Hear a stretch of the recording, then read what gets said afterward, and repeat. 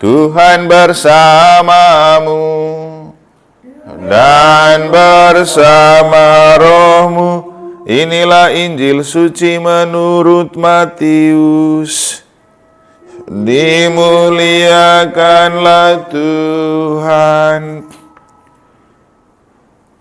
Kelahiran Yesus Kristus adalah sebagai berikut. Pada waktu Maria, ibu Yesus, bertunangan dengan Yusuf, ternyata Maria mengandung dari Roh Kudus sebelum mereka hidup sebagai suami istri. Karena Yusuf suaminya seorang yang tulus hati dan tidak mau mencemarkan nama istrinya di muka umum, ia bermaksud menceraikannya dengan diam-diam. Tetapi ketika Yusuf mempertimbangkan maksud itu, malaikat Tuhan nampak kepadanya dalam mimpi dan berkata, "Yusuf, anak Daud, janganlah engkau takut mengambil Maria sebagai istrimu, sebab anak yang di dalam kandungannya adalah dari Roh Kudus. Maria akan melahirkan anak laki-laki, dan engkau menamai dia Yesus, karena dialah yang akan menyelamatkan umatnya dari dosa mereka." Hal itu terjadi supaya genaplah firman Tuhan yang disampaikan oleh Nabi, "Sesungguhnya anak darah itu akan mengandung dan akan melahirkan seorang anak laki-laki, dan mereka akan menamai dia Immanuel," yang berarti Allah menyertai kita. Sesudah bangun dari tidurnya, Yusuf berbuat seperti yang diperintahkan malaikat Tuhan itu kepadanya.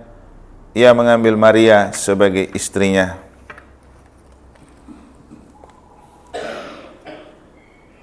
Demikianlah sabda Tuhan. Terpujilah Kristus. Para suster dan Yos yang saya kasih dalam Tuhan,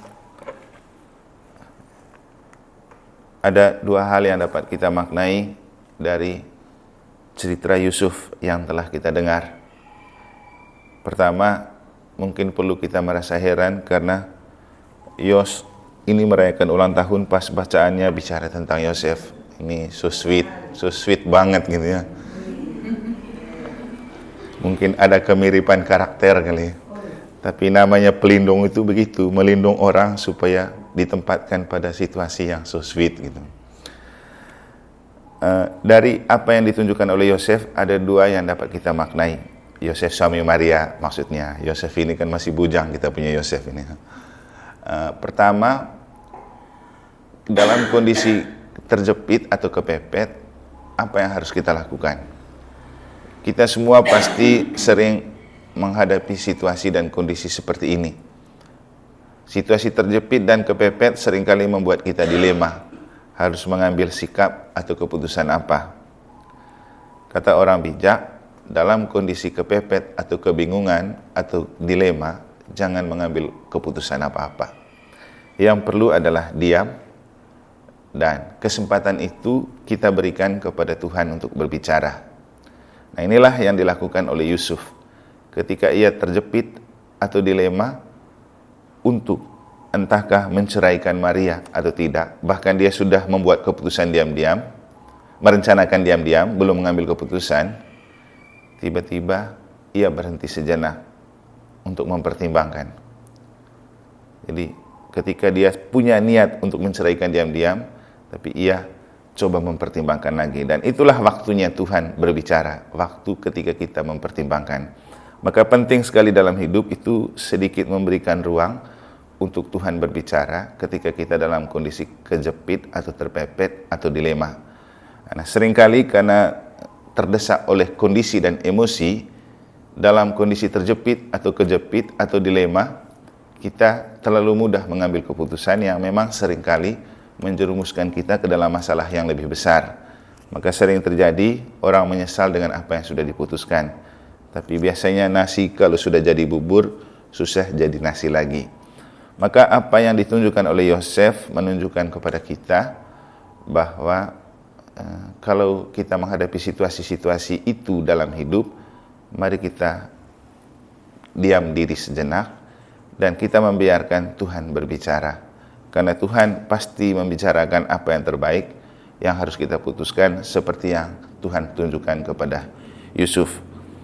Yang kedua, yang pertama tadi menghargai waktu pertimbangan. Yang kedua, soal ketulusan hati. Melakukan apapun dengan hati yang tulus memberikan efek yang sangat berarti. Yusuf, dia karena orangnya tulus, walaupun ada kenyataan yang bagi dia itu menyakitkan, pasti menyakitkan itu karena baru dia pacaran dengan Maria tiba-tiba sudah mengandung. Itu kita laki-laki ini pasti tahu rasanya hal seperti itu. Pasti itu menyakitkan. Tapi kekuatan ketulusan hati bisa menghapus rasa itu karena ketulusan itulah yang bekerja lebih kuat di dalam hatinya untuk mempertimbangkan.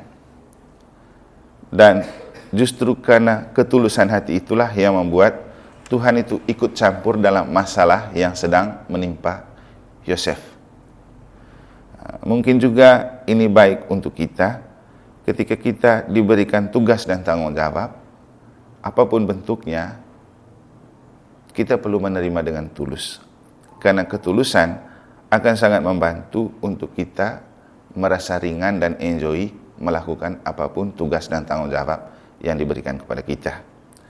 Dalam hidup, seringkali ketika kita diberikan tugas dan tanggung jawab, apalagi kalau itu tidak sesuai dengan keinginan dan kemauan kita, pasti kita berontak, pasti kita ngomel, atau pasti kita melakukan dengan tidak tulus. Nah, ini yang biasanya menciptakan keberantakan dalam hasil.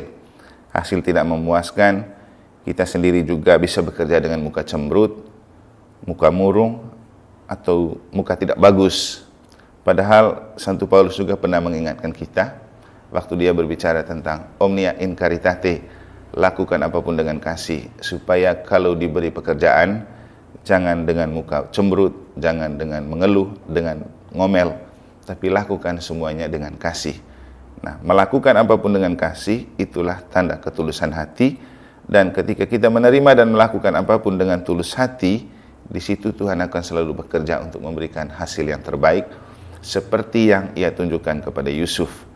Ketika Yusuf memiliki ketulusan hati, persoalan besar yang ia alami tidak membuat dia terjerumus ke dalam masalah yang lebih besar lagi. Ia kemudian membatalkan rencananya untuk menceraikan Maria dengan diam-diam, karena ia orang yang tulus, dan karena Tuhan berbicara dalam ketulusan hatinya melalui mimpi yang diungkapkan oleh malaikat. Semoga Tuhan selalu menjaga untuk kita pun tulus melakukan apapun, dan semoga Tuhan selalu memberikan jalan terbaik ketika kita sedang dalam kondisi terjepit, atau dilema dalam mengambil keputusan dalam hidup. Semoga Tuhan memberkati.